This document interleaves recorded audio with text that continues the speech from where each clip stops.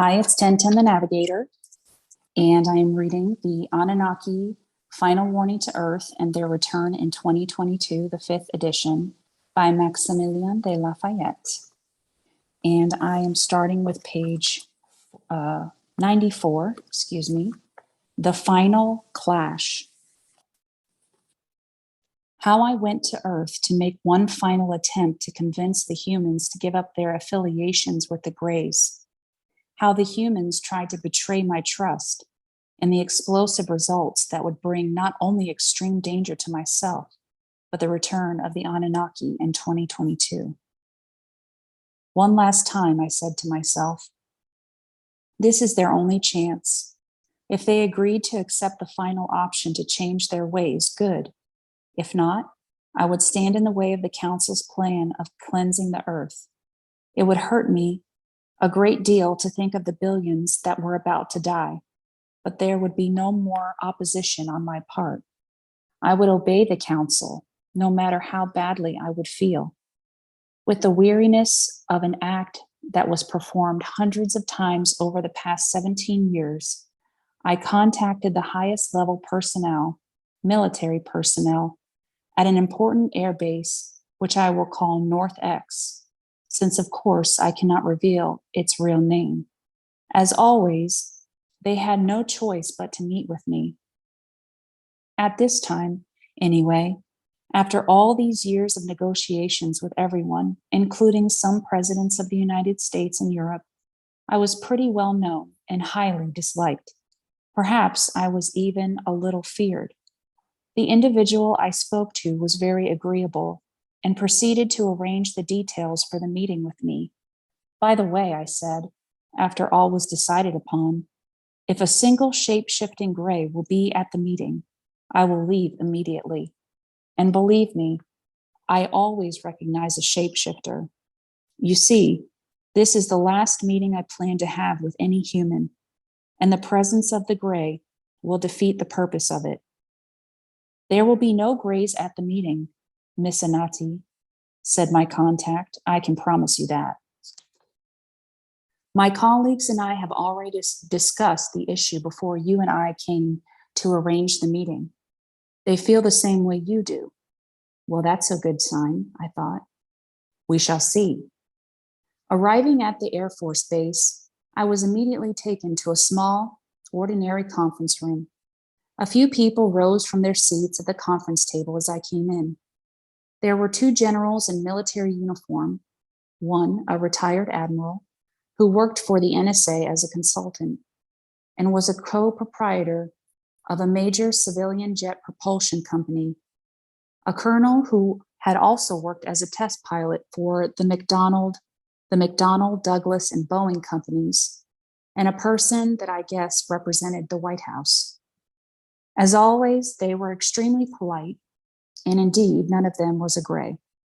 Perhaps by that time, they finally believed that I could recognize a shapeshifter, or perhaps they had their own agenda. I think, in light of what took place later, that the second option was the correct one. They wanted to hide the meeting from the grays. We sat around the table, and they turned to me, ready to hear my offer.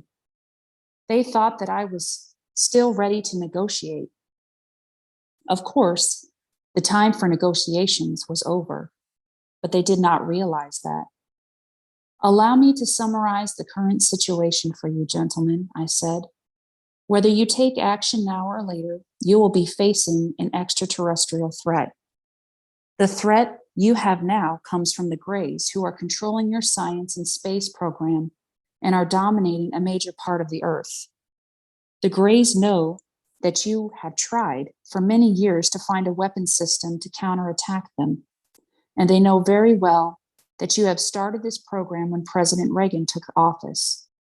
They also know that you failed to develop such a weapon system on your own. That means that you are defenseless. You know it, and they are aware of it. This is why you allow the Greys to go on with the atrocities and the abductions of human beings. It makes you feel safer around them. However, what you don't understand is that the Greys will not be satisfied by only kidnapping people and going on with their abominable experiments. All their experiments are aimed at saving their own doomed race, which is slowly dying from an epidemic of progeria, which they cannot control. By and large, they have failed. So now they want permanent visible bases on the surface of Earth and much bigger scope for further experiments on a larger scale. They have never mentioned this plan to us, said the White House representative. Of course not. This is top secret. They know you will feel like cornered rats and fight back. So what will happen when they take over? Asked the Admiral. They will kill many humans. The rest will be put in concentration camps to be available for use whenever needed. In other words, you will be taken over, and this, to all intents and purposes, will be the end of the human race. I see, answered the Admiral in a low voice. He was clearly thoughtful. What is the latter threat you have mentioned? Asked one of the generals. It will come from the Anunnaki. You don't feel it now, not quite yet, but it is just as real. However, it is very different from the threat of the Greys. The Anunnaki are not interested in establishing any bases on the surface of Earth or in the oceans, nor do they wish to experiment on you. They want, quite simply, the complete destruction of your military systems, submarines, aircraft carriers, and spy satellites. They will throw an electroplasmic shield over the Earth, which will prevent airplanes from taking off. This will apply to every airplane, no matter how big or small, military, commercial, or private. Gravity will become 1,200 times stronger than it is now, preventing everything on Earth from moving, including human beings. Then a kind of artificial lava will finish off the biosystem of Earth. You will not be able to fight it, for the simple reason that you do not know what it is made of. In addition, the Anunnaki will bring on huge tsunamis. However, the worst part will be the issue of magnetism. Positive and negative magnetism will be distorted, and this will alter the law of physics on Earth. This scenario may sound like science fiction, but you know better than that. It will start around the end of 2021. You will suddenly be confronted by confusion when all clocks and watches will stop and ships at sea will collide with each other without knowing the reason, among other results of the changed polar magnetism. We would consider severing all relations with the Greys, said the representative of the White House. That is, on one condition. I don't think the Anunnaki will be willing to negotiate conditions, I said, but do tell me anyway. Perhaps something can be done. If the Anunnaki will send an official military delegation from Nibiru right away, bringing with them scientists to develop a system like that plasmic belt in the Star Wars program, and guarantee to us that the United States can have complete military control over the Earth, we will be willing to cooperate with them. Also, we want a system that will allow us to cause major ecological catastrophes to North Korea, Iran, China, Afghanistan, and parts of Russia. Of course, it should look like a natural catastrophe, not anything man-made, said the White House representative. The Anunnaki will not give you any such programs, I said resolutely. It is not at all within their plans. So you are refusing to protect us. If you don't protect us, why should we break our agreement with the Greys? After all, how do we know you're really coming back, or even if you are telling the truth about the Greys' plans? And quite frankly, why such a sudden interest in human affairs on the part of the Anunnaki, and in Americans in particular? Nonsense, I said. They are not particularly interested in the Americans. You are not any more important than anyone else on Earth. The only reason for contacting you in particular is the fact that the Greys have their bases in America. All the stargates, the genetic laboratory facilities, and installations are either underground in America or in the American military bases. In short, the Greys are contaminating human DNA from right here. I could see that they believed me, but they were still naive enough to believe that the Greys will eventually help them. develop the star weapon system they have promised, but failed to deliver.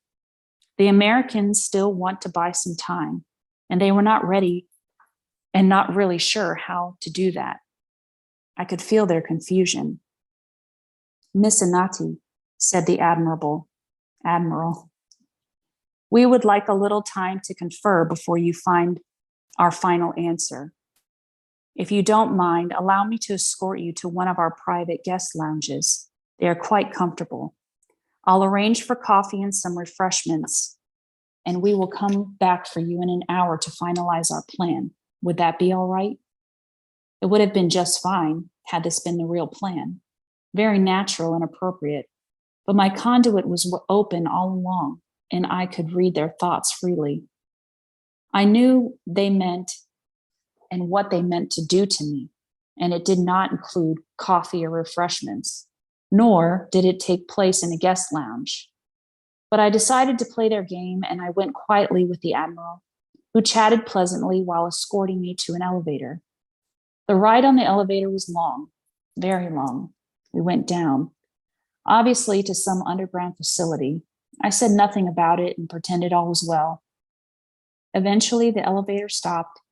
The door opened, and at the door, 3 or 4 soldiers waited for me. I was grabbed unceremoniously while the admiral went back to the elevator, not even giving me a glance. I was shoved into a cell. They locked the door behind me, and I was left alone in their underground prison. As I said, I knew this was coming, but having my resources, I had no reason to fear these people. I could, of course, dematerialize myself and get out anytime I wanted. So I sat on the narrow bed, directed by my conduit, and listened to their conversation. I must admit that I experienced a slight feeling of claustrophobia. I have come so close to being an extraterrestrial that it was inevitable. But I repressed it, reminded myself that I could leave anytime I wanted, and listened carefully to the conversation in the conference room. It won't take long.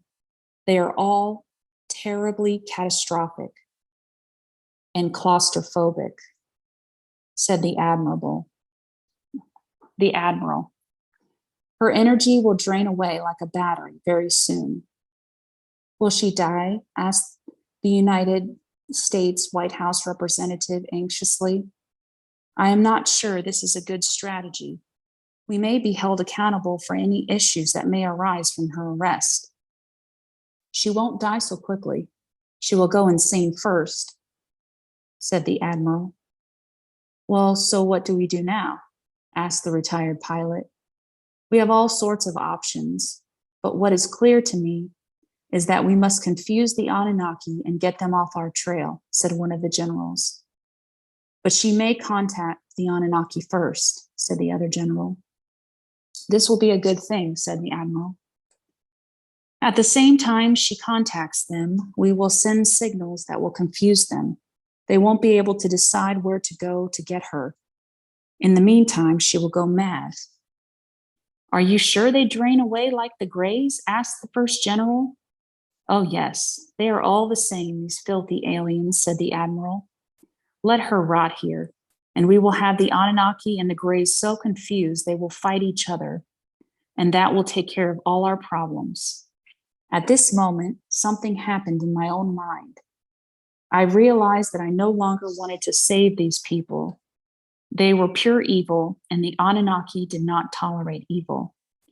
I felt, to my own amazement, that I no longer cared about how many contaminated humans would die in the cleansing.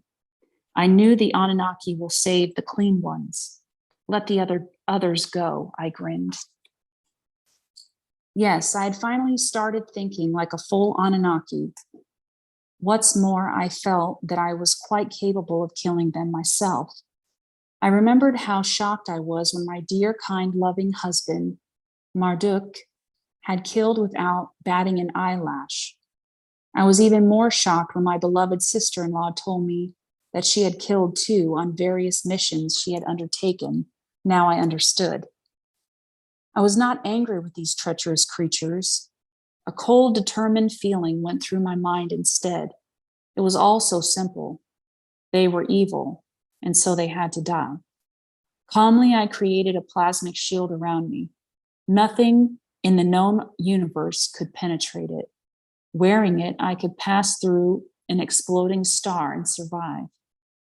Then I made some calculations, figuring out how much energy was needed to blow up the entire base, killing everyone inside in an instant. The plasmic shield was invisible, and I could hear perfectly well through it until I chose to switch the audio off. I materialized myself back into the conference room. The look on their faces when they saw me was so priceless I had to laugh. Well, gentlemen, I said quite politely, this is the end. I could have exploded the Air Force Base from anywhere on the face of the earth, but I wanted to give you the news myself. They must have communicated quickly with some of the personnel because about 15 soldiers, well armed, with all sorts of paraphernalia, burst into the room and rushed to grab me. The plasmic shield made them fly backwards and some hit the wall. 1 or 2 fainted from the blow. I would not bother if I were you, gentlemen, I said. Believe me, there's absolutely nothing you can do. Well, it's time to blow up the airbase, so goodbye. Please, Miss Anati, we will give what the Anunnaki ask us, and we will do what the Anunnaki ask of us, cried the White House representative. Yes, yes, tell us the Anunnaki, we have no conditions. We will obey them implicitly, said the admiral. The others just stood there, terrorized. A few years ago, perhaps I would have taken their pity on them, or I would have taken pity on them. I would have thought of their wives, their children, and pets. But now I knew this was stupid sentimentality that made me less than an Anunnaki. That was over now. Too late, gentlemen, I said. Goodbye. I turned down the audio and activated the explosion. It looked like a nuclear bomb.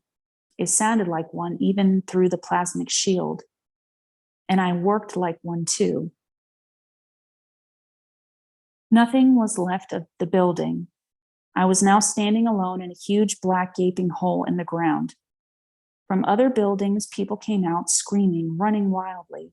I ignored them, nodded with satisfaction at the cleanliness of the job, turned away and proceeded to materialize myself in another continent. I did not want CIA agents hunting and bothering me like flies and gnats. Of course I could kill them. But what is the point of doing the Anunnaki cleansing job for them all by myself? Well, it was time to leave Earth. If I ever came back to it, after it was cleansed, I would probably no longer be the same woman. I had changed, and my place now was on Nibiru. However, I could not just call on Marduk and ask him to pick me up as usual. Ahead of me was another task, the most important task of all. This task would be dangerous, tremendously risky, but unavoidable, and I would have to do it alone. Somehow or another, I would have to leave everything of me that was human right here on Earth. Only then would I be able to place my mind into the clean, perfect Anunnaki body that was prepared for me some years ago. I would have to do that with no traces of humanity or of any possible contamination. And for that, I would have to shed my old body like the skin of a snake, leave it on Earth, and go home, not in a spaceship, but rather send my mind through a multidimensional Ba'ab, which meant, in human terms, I would simply have to die. And this concludes pages 94 to 101.